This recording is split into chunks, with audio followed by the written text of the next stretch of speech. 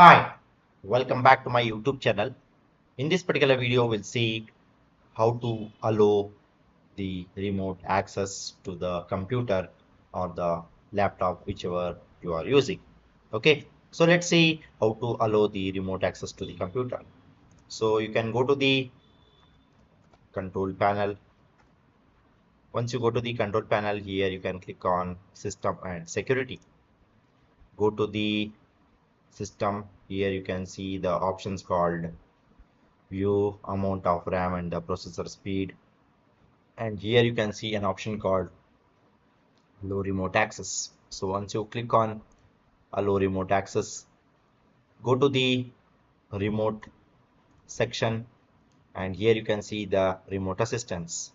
So allow remote assistance connection to this computer. So make sure to check mark this particular option, and it will allow the remote assistance connection to this computer. Okay, so once you check mark this particular option, you can click on apply and then click on OK, so that you can allow the remote access to the computer or the laptop, whichever you are using.